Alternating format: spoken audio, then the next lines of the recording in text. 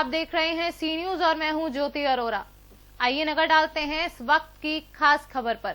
पूर्वा विधानसभा से समाजवादी पार्टी के सच्चे सिपाही व 4 बार लगातार विधायकी का परचम लहराने वाले पूर्व विधायक उदयराज यादव भले ही सत्ता से दूर हैं, लेकिन पूर्वा विधानसभा की जनता के लिए आज भी मसीहा बने हुए हैं।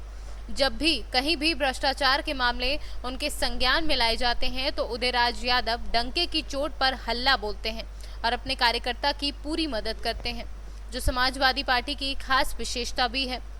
उसी क्रम में पूर्व उदयराज यादव अपने कार्यकर्ताओं से मुलाकात करने के बाद मीडिया से मुखातिब होते हुए वर्तमान सरकार व व्यवस्था पर जमकर प्रहार करते हुए कहा कि जैसे ही कोरोना महामारी रुकेगी वैसे ही वे अपने समाजवादी कार्यकर्ता के साथ सड़क घोटाले सहित कई मामले पर उग्र आंदोलन करेंगे।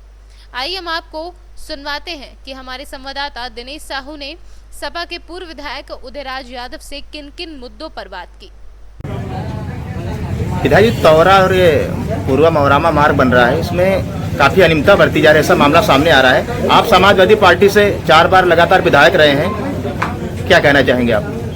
एक तो आप जा रही है तो इसमें केवल अनियमितता के अलावा एक अनियमितता होती है, अनियमितता नहीं बल्कि कहिए इसमें बिल्कुल लूट हो रही है। तो इस सड़क में बिल्कुल लूट हो रही है, उसके अलावा कुछ नहीं हो रहा। और मैं दावत कहता हूँ अगर इसी तरीके से बना, मैंने इस संबंध में डीएम साहब से भी फोन से बात की थी। एक दिन आर के एसडीएम से भी कहा था कि जो उसका ठेकेदार उसको बुला के और उसको दिखवाइए, उसका जांच कराइए। डीएम से जब मैंने कहा, डीएम ने कहा मैं सीडीओ की उसमें कमेटी बना करके और मैं इसकी जांच कराता हूँ। तो पूरा लूट करने के इरादे से जो एस्टीमेट मेरे टाइम में बना था, एस्टीमेट चेंज हुआ। अब आप जरा सोचो जितने भी कस्बे पड़ रहे हैं, मंगत खेड़ा से आप लोग देखिए, पूर्वा मौरामा, कालू खेड़ा, भवानीगंज, सगौली, पूरा व्यापारी बर्बाद हो गया है। इधर एक बात आप जानकारी करना चाह रहे हैं, जब आपने डीएम से और संबंधित जिले के अधिकारियों से वार्ता की थी इस रोड संदर्भ में, तो क्या कुछ हुआ है, निर्णय निकला? उसके बाद मेरी बात नहीं हुई, लगभग 1 महीने पहले हुई थी। डीएम से मैंने कहा था कि आप इसकी जांच करा लीजिए। डीएम ने मुझसे कहा था कि मैं सीडीओ को उसमें कमेटी बना करके और मैं इसकी जाँच कराता हूँ। हमने कहा जनता को या कोई जनरल आदमी चाहेगा तो उसका एस्टीमेट भी नहीं मिल पाएगा, क्योंकि एस्टीमेट कानपुर में है और वहाँ मैंने प्रयास किया, शायद आपने भी आरटीआई किया है, और हमको ये बताया गया कि वहाँ ऊपर से मना किया गया है कि एस्टीमेट किसी को मत देना। इसी से आप अनुमान लगा ले, तो अगर कोई चीज बन रही, कोई जनप्रतिनिधि या कोई जनता का आदमी कोई एस्टीमेट अगर चाहता तो उसको देने में क्या दिक्कत है? तो इसी से साबित होता है कि कितनी बड़ी अनियमितता, क्या लूट हो रही है कि कोई रिकॉर्ड न देना। क्या आपकी पार्टी के द्वारा कुछ ऐसा आंदोलन वगैरह किया जा सकता है क्या इस अनियमितता को लेकर के? कोरोना जैसे ही खत्म होगा तुरंत आंदोलन होगा। केवल सड़क ही नहीं, तमाम ऐसे मुद्दे हैं कि कोरोना खत्म होने के बाद, क्यों कोरोना में आप जानते हो 50 से ज्यादा आदमी इकट्ठा नहीं किए जा सकते, और हमारा इतिहास भी हमको लगता हो सकता नए लोगों को न मालूम हो, बाकी पुराने लोगों को मालूम है कि एक और प्रदर्शन बात करना चाहेंगे। जैसा कि ये क्या बोलते हैं कि क्राइम काफी बढ़ता जा रहा है, इसको आप किस नजरिए देख रहे हैं? क्राइम जो बढ़ रहा है, एक दिन किसी ने मुझसे सवाल किया था, अगर उसमें हम कह दें कि फला दोषी हैं, सारी चीजें ऊपर से तय होती हैं।